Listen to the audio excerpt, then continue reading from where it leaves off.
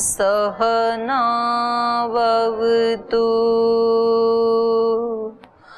सहनौ भुनक्तु सह वीर्यं करवावहै तेजस्विनावधीतमस्तु मा विद्विषावहै। ओम शांति शांति शांति।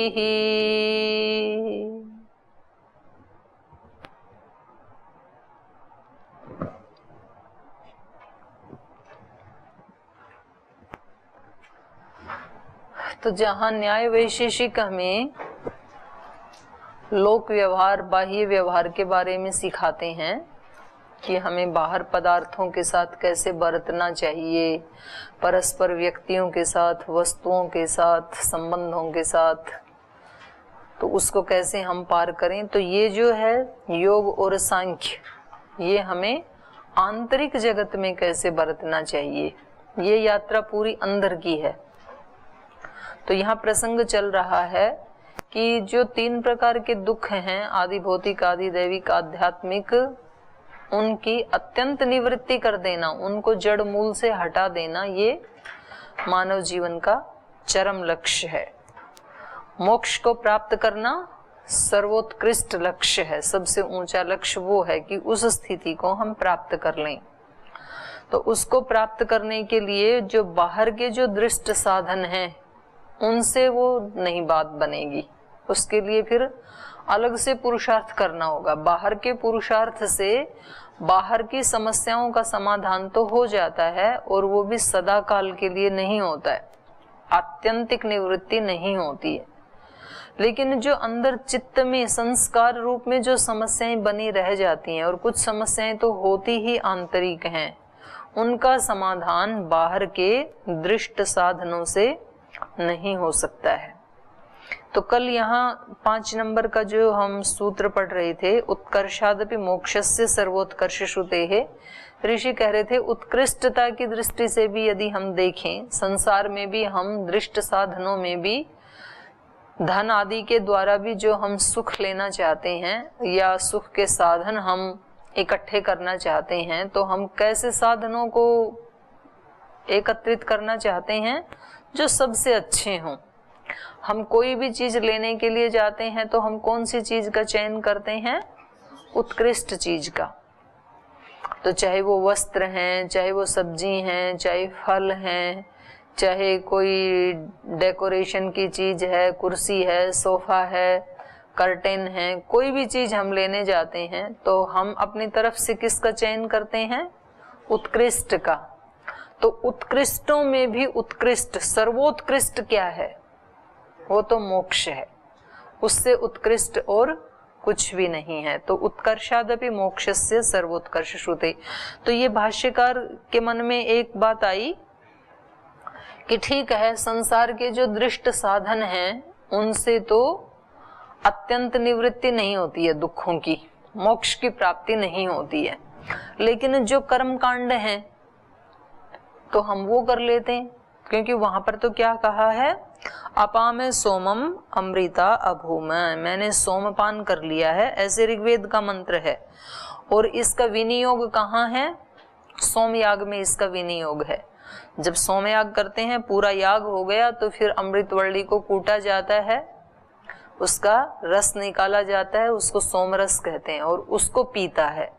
तो कथा ये है कि जब इंद्र के 100 यज्ञ पूरे हो जाते हैं और वो सोमपान कर लेता है, तो वो आत्मा इंद्र बन जाता है, उसको इंद्र का सिंहासन मिल जाता है, जिसके 100 यज्ञ अखंड रूप से, बीच में खंडित नहीं होने चाहिए, अखंड रूप से पूर्णता को प्राप्त हो जाएं। और उसके बाद जिसने सोमपान कर लिया तो वो फिर क्या बन जाता है?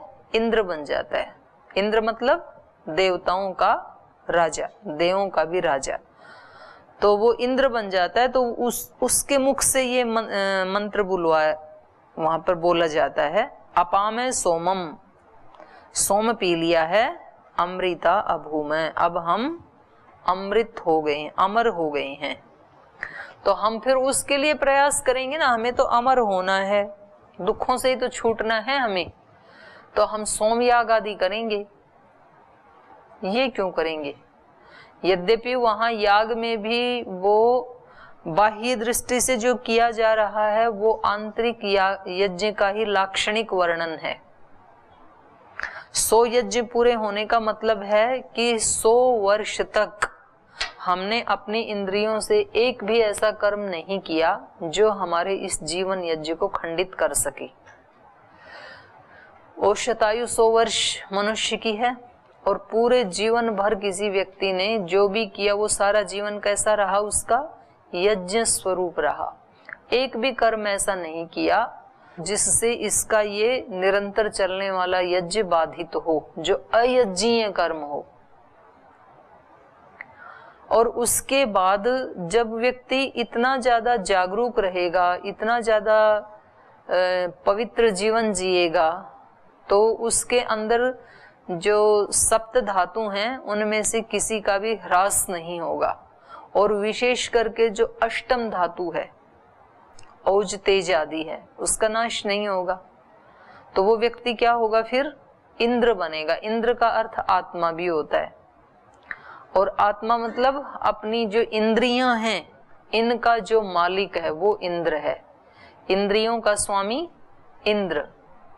तो वो इंद्रियां हमारी क्या हैं? देव हैं। इंद्रियों को देव कहा है। इन सब देवों का वो मालिक बन जाता है। इंद्र किसको कहते हैं? जो देवताओं का भी स्वामी है। तो हमारी इंद्रियां ही वो देवता हैं, और हमारा आत्मा ही उन इंद्रियों का स्वामी है। तो उस रूप में वो ये व्यक्ति अब कह सकता है, जब अब 100 वर्ष के बाद शरीर छोड़ रहा है, तो कह रहा है कि हमने सोमपान किया है, सौम्यता का पान किया है। मतलब हमने अपनी एक भी शक्ति को व्यर्थ हमने खोया नहीं है, उसका हमने सदुपयोग किया है। तो ये ही सोमपान है। असली सोमपान तो वो ही है, बाहर तो आलंकारिक वर्णन है। तो ये सोम का जिसने पान किया है वो आत्मा इंद्र बन जाता है, अमर हो जाता है, फिर उसको कोई मार नहीं सकता है। ये ही ब्रह्मचर्य की शक्ति है। ये ब्रह्मचारी ही कह सकता है ये बात। अपामे सोमम अमृता अभोमा, सोमपान किया है, अब हम अमर हो गए हैं। तो यहाँ तो बाह्य यज्ञ की बात कही जा रही है।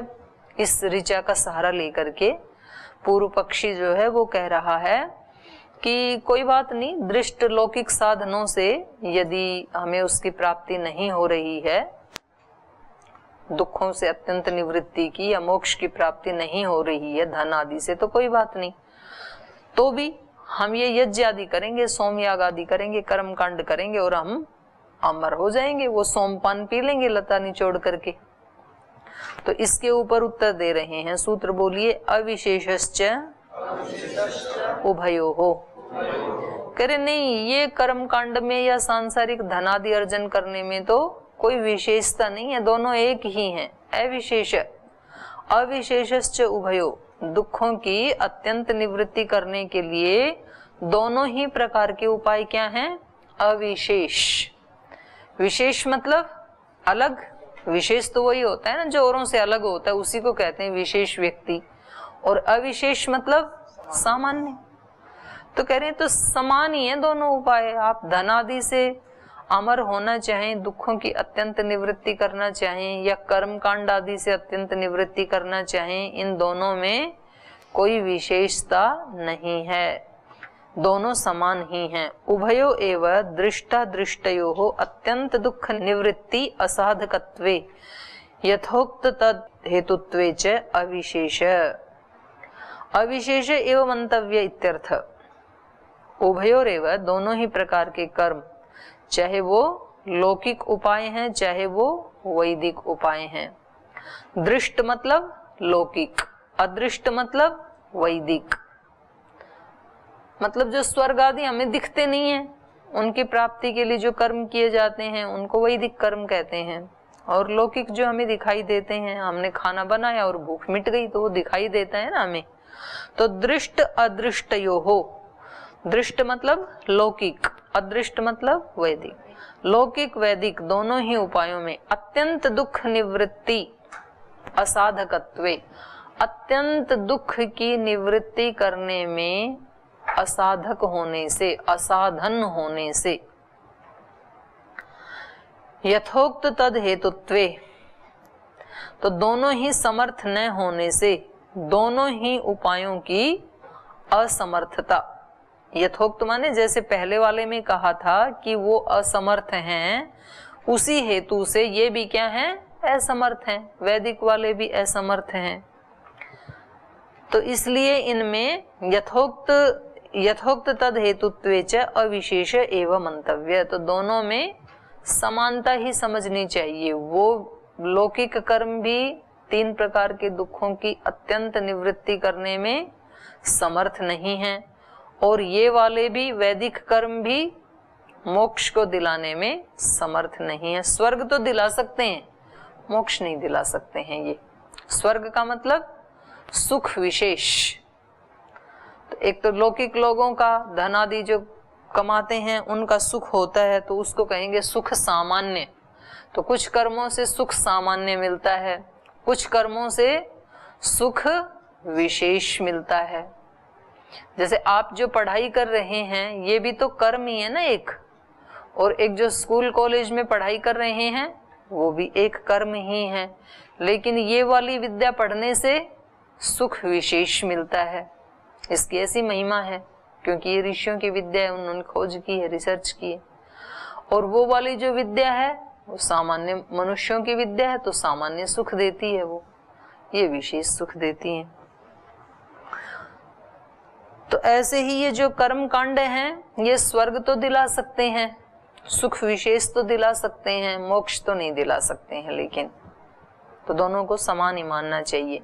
एतद एव कारिकायाम उक्तम, और इसी बात को सांख्य कारिका में कहा है। तो कारिका क्या कह रही है, दृष्टवद अनुश्रविकः स ही अविशुद्धि क्षय अतिशय युक्तः।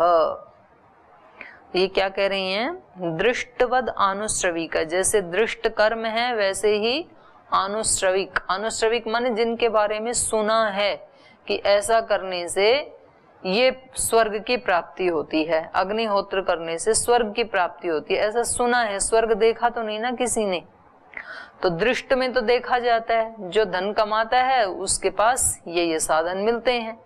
और ऐसे इनमें जो वर्णन है वो कैसा है, अनुश्रविक, सुना हुआ। दृष्टवद अनुश्रविक है, तो दृष्ट के समान ही अनुश्रविक भी होता है, क्योंकि स ही अविशुद्धि क्षय अतिशय युक्त, क्योंकि अतिशय दोषों से युक्त होने के कारण वो भी कैसा है, क्षय वाला ही है, वो भी नष्ट होने वाला है। सही अविशुद्धि क्षय, अविशुद्धि मतलब उसमें भी तो कुछ ना कुछ तो हिंसा करनी होती है ना, और कैसा है वो, क्षय अतिशय युक्त, अतिशय क्षय से युक्त, नष्ट होने वाला भी है, दोष से भी युक्त है और अविशुद्धि से भी युक्त है। जब यज्ञ आदि करते हैं तो वहाँ जो भी सामग्री जुटाई जाती है उसको प्राप्त करने में किसी न किसी की तो हिंसा भी की जाती है, तो हिंसा भी होती है। तो ये क्या हो गया, हिंसा अविशुद्धि, शुद्धि नहीं रहा ना, पूर्ण रूप से विशुद्ध नहीं हुआ ना, तो अविशुद्धि हो गई। और क्या हो गया, क्षय, उसका नाश भी होता है। स्वर्ग मिल तो जाएगा लेकिन स्वर्ग का भी तो एक पीरियड है ना, एक टाइम है उसका भी, तो उसका नाश भी होता है।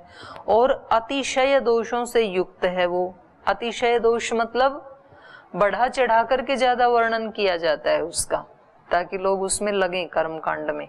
तो अतिशय दोष से युक्त होने के कारण भी वो क्या है, अयुक्त, युक्त नहीं है, मोक्ष दिलाने में समर्थ नहीं है।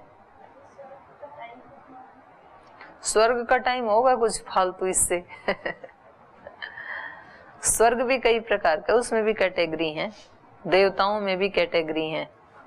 सब स्वर्ग सब देवता एक जैसे नहीं होते हैं। जितना जितना जिसने पुण्य किया उसके हिसाब से उसको उतना उतना मिलता है।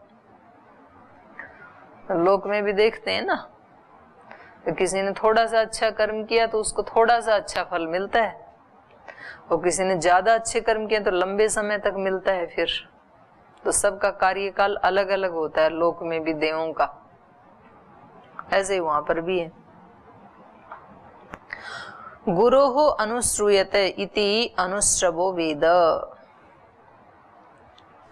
गुरु से उसका अनुश्रवण होता है, इसलिए वेद को क्या कहा जाता है?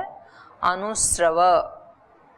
गुरोर अनुश्रूयते इति अनुश्रवो वेद। तद विहित यागादि अनुश्रविक। यागादि को अनुश्रविक क्यों कहते हैं तो वो बता रहे हैं यहाँ पर। तो कह रहे हैं तद विहित, तद विहित है मतलब वेद विहित है, वेद में विधान किया है ना, जैसे पीछे वाला दिया ये वेद का ही तो है, ऋग्वेद का, अपाम सोम अमृता भूम। तो तद विहित याग आदि अनुश्रविक, तो वो वेद विहित कर्म होने के कारण याग आदि को क्या कहते हैं? अनुश्रविक।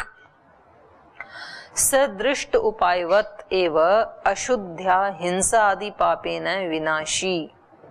तो वो यज्ञ भी दृष्ट उपायों की तरह, दृष्ट उपाय जो है धन आदि का जो अर्जन है उसमें भी ऐसे ही होता है, तो उनके समान ही दृष्ट उपायवत एव अशुद्ध्या हिंसा आदि पापेन, तो अशुद्धि से युक्त होते हैं और हिंसा आदि पाप से युक्त होते हैं, इसलिए विनाशी, वो भी उनका भी नाश हो जाता है, वो भी अविनाशी नहीं है वो।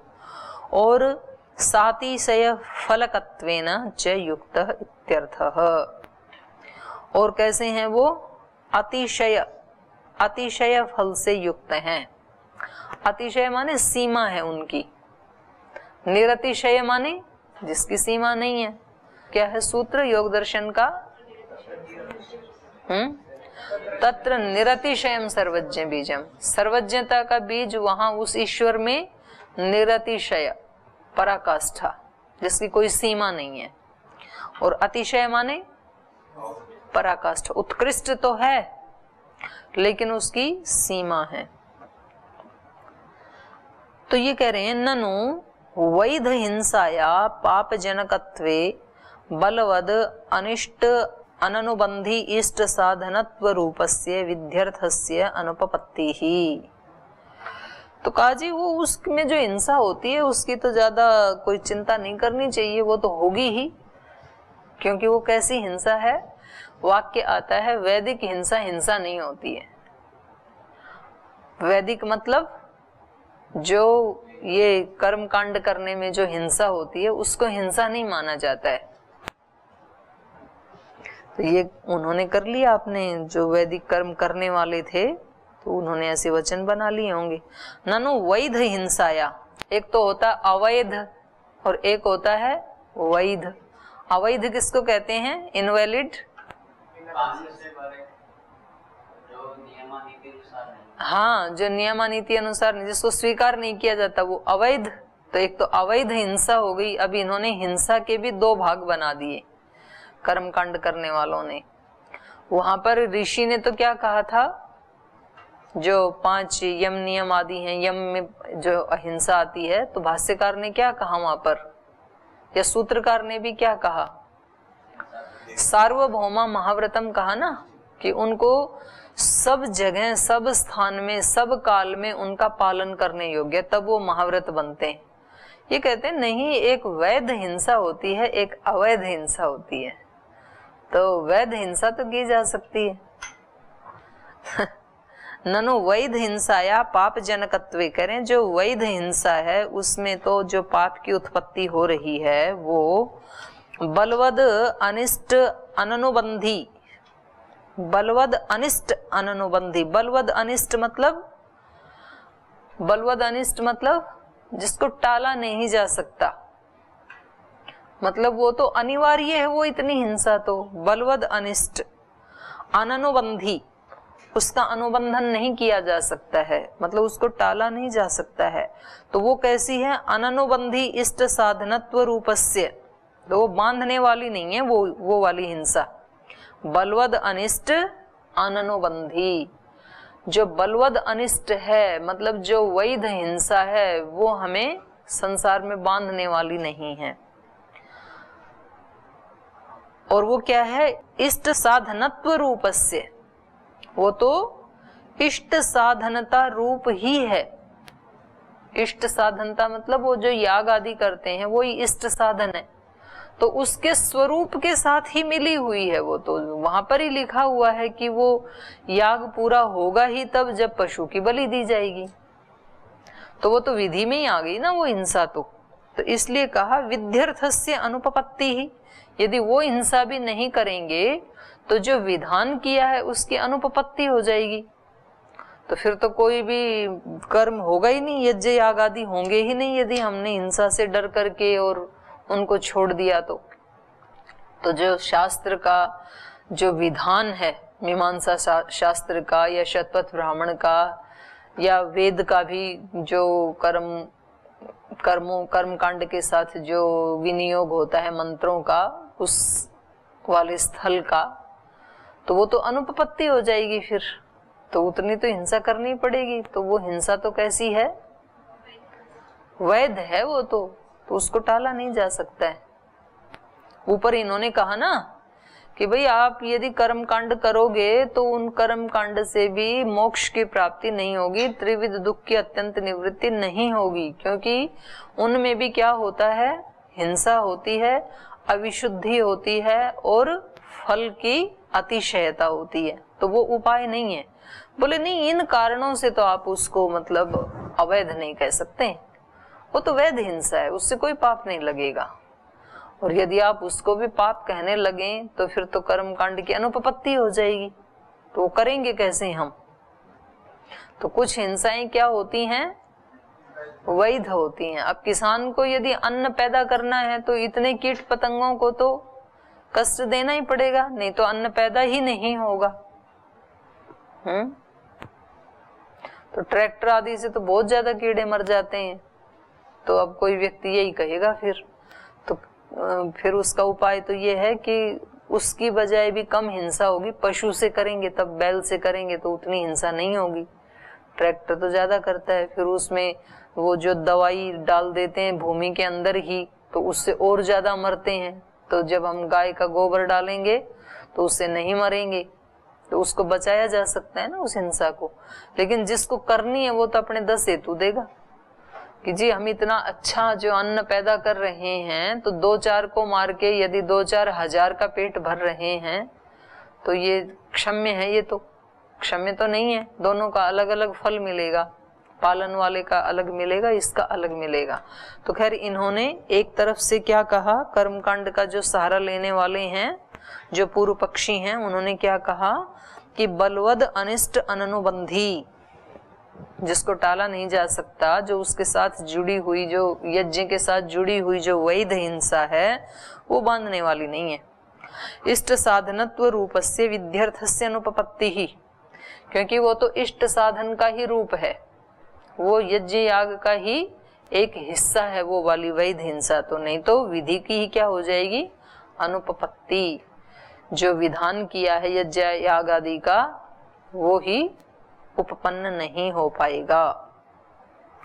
करें इति चेत न, यदि आप यूं कह रहे हैं कि अनुपपत्ति हो जाएगी इसलिए हिंसा करें, तो ये तो ठीक नहीं है आपका कहना। क्यों? वैध हिंसा जन्य इष्टस्य इष्टोत्पत्ति नान्तरीयकत्वेन इष्टोपपत्ति नान्तरीयक दुःखाधिक दुःखजनकत्व रूपस्य बलवद अनिष्ट अननुबंधित्वस्य विधि अंशस्य अक्षतेः। तो अब इसका उत्तर दे रहे हैं, ये सिद्धांती कह रहे हैं कि नहीं, उसकी अनुपपत्ति तो नहीं होगी। आप कह रहे हैं ना कि अगर ये इसको भी हम हिंसा मानने लगेंगे तो कर्म कांड की जो विधि का विधान किया है उसकी अनुपपत्ति होने लगेगी। तो ऐसी बात तो नहीं है, क्योंकि वैध हिंसा जन्य अनिष्टस्य उत्पत्ति, वैध हिंसा से जो उत्पन्न होने वाली अनिष्टस्य उत्पत्ति, जो अनिष्ट की उत्पत्ति है वो कैसी है? अनिष्टस्य उत्पत्ति नान्तरीयकत्वेन इष्टोत्पत्ति, इष्टोत्पत्ति नान्तरीयक दुखाधिक दुख अजनकत्व रूपस्य।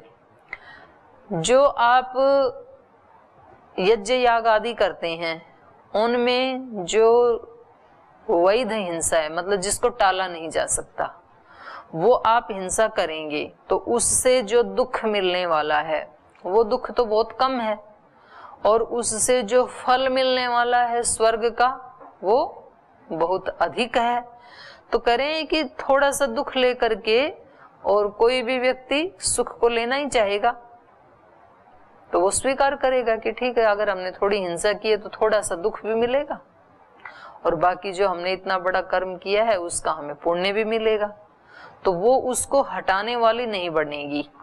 तो एक बार फिर से देख लीजिए, वैध हिंसा जन्य अनिष्टस्य उत्पत्ति, वैध हिंसा से, कि हिंसा से कष्ट की उत्पत्ति तो जरूर होगी, फल तो मिलेगा, पाप का फल तो मिलेगा, लेकिन उससे उत्पन्न जो अनिष्ट की उत्पत्ति है, माने जो आपको पाप का फल मिलने वाला है, वो कैसा है? नान्तरीयकत्वेन इष्टोपपत्ति नान्तरीयक, नान्तरीयक, अंतरीयक माने उसके बाद मिलने वाला, उसके साथ साथ मिलने वाला। आपने याग किया, उसमें आपने थोड़ी सी हिंसा की, उस हिंसा से आपको थोड़ी सी पाप का फल मिला, मतलब नरक मिला या दुख मिला, जो भी मिला, लेकिन वो जो दुख है वो उसके तुरंत बाद आने वाला, अंतरीय का माने उसके बाद आने वाला, उसके बाद आने वाला जो सुख है उसको हटाने वाला नहीं है। सुख भी मिलेगा, सुख बड़ा मिलेगा। तो वो क्या है? वो वाली हिंसा अनिष्ट की उत्पत्ति क्या है? नान्तरीयकत्वेन इष्टोत्पत्ति अंतरीयक, इष्ट की, इष्ट मतलब वो याग जो किया है, इष्ट के फल स्वरूप जो पुण्य मिलने वाला है उसकी नाशक नहीं है। दुखाधिक दुख अजनकत्व रूपस्य, इसमें क्या होगा?